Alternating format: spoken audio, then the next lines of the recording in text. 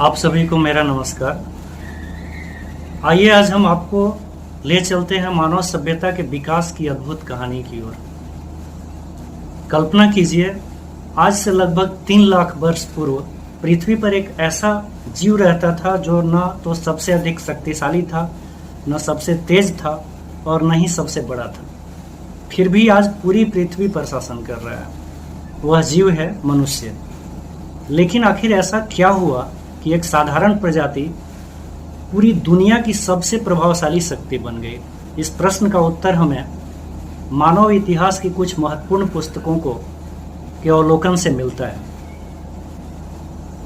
इन पुस्तकों के में प्रमुख जो हैं उनका नाम है युवान नोआ हरारी की पुस्तक सेपियंस और होमो डियस। एक पुस्तक है जेरेड डायमंड की गन्स, जम्प्स एंड स्टील। एक पुस्तक विल डुरांट की और एनियल डुरांट ने मिलकर लिखी है द स्टोरी ऑफ सिविलाइजेशन। और एक पुस्तक का रेफरेंस मैं जो ले रहा हूँ वो पुस्तक है H.G. वेल्स की लिखी हुई द आउटलाइन ऑफ हिस्ट्री।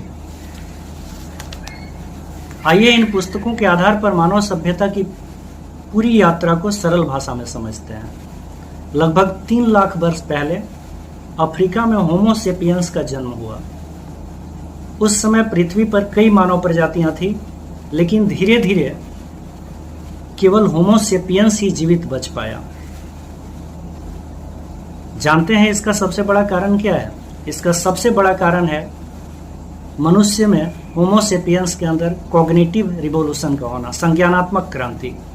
अर्थात उनमें कल्पना करने की शक्ति का विकास, भाषा विकसित करने की क्षमता और बड़े समूहों में सहयोग करने की क्षमता प्रमुख है। इसके बाद लगभग 12,000 वर्ष पूर्व कृषि क्रांति की शुरुआत हुई। मनुष्य खेती करना सीखा, पशुओं को पालतू बनाया और एक स्थान पर बसना, अस्थायी रूप से निवास करना प्रारंभ किया। यहाँ से गांव बने, फिर नगर बने और आगे चलकर विशाल सभ्यताओं का जन्म हुआ। मिस्र के पिरामिड, मेसोपोटामिया की नगर सभ्यता, सिंधु घाटी की सुव्यवस्थित बस्तियां, चीन की महान सभ्यता और यूनान का दर्शन, इन सभी ने मानव इतिहास को नई दिशा दी। लेखन, गणित, विज्ञान, व्यापार और कानून जैसी व्यवस्थाओं ने समाज को संगठित बनाया। अब प्रश्न यह उठता है कि कुछ सभ्यताएं अधिक शक्तिशाली क्यों बनी? जेरेड डायमंड अपनी पुस्तक गन्स, जम्प्स एंड स्टील में इसका कारण बताते हैं कि किसी जाति की श्रेष्ठता नहीं थी इसका कारण, बल्कि जिन क्षेत्रों में उपजाऊ भूमि, पालतू पशु, अनुकूल जलवायु और प्राकृतिक संसाधन उपलब्ध थे, वहां विकास तेजी से हुआ। यही कारण है कि भौगोलिक परिस्थितियों ने इतिहास की दिशा ही बदल दी। समय आगे बढ़ा और लगभग 500 वर्ष पहले विज्ञान ने दुनिया बदलनी शुरू कर दी। पुनर्जागरण, वैज्ञानिक क्रांति और औद्योगिक क्रांति ने उत्पादन, परिवहन, संचार और शिक्षा के नए युग की शुरुआत की। बिजली, भाप इंजन, रेलगाड़ी, टेलीफोन और कंप्यूटर ने मानव जीवन को पूरी तरह से बदल कर रख दिया। आज हमें इंटरनेट, AI, बायोटेक्नोलॉजी इत्यादि का प्रयोग करते हुए इस युग में प्रवेश कर चुके हैं।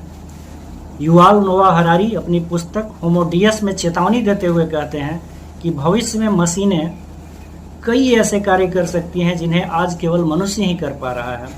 इसलिए तकनीकी के साथ साथ नैतिकता, संवेदनशीलता और मानवीय मूल्यों को भी सुरक्षित रखना होगा।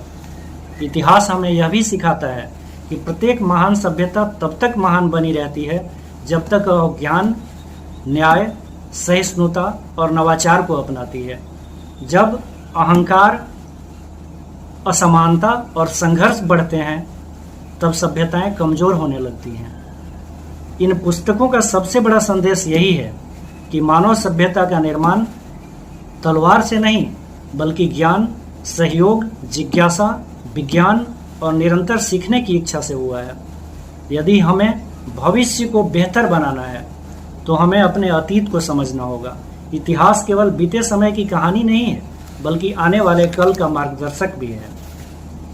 यदि आपको हमारा यह वीडियो ज्ञानवर्धक लगा हो तो अपने लोगों के पास शेयर करें, चैनल को सब्सक्राइब करें और ऐसे ही रोचक ऐतिहासिक विश्लेषणात्मक वीडियो के लिए हमारे साथ जुड़े रहें।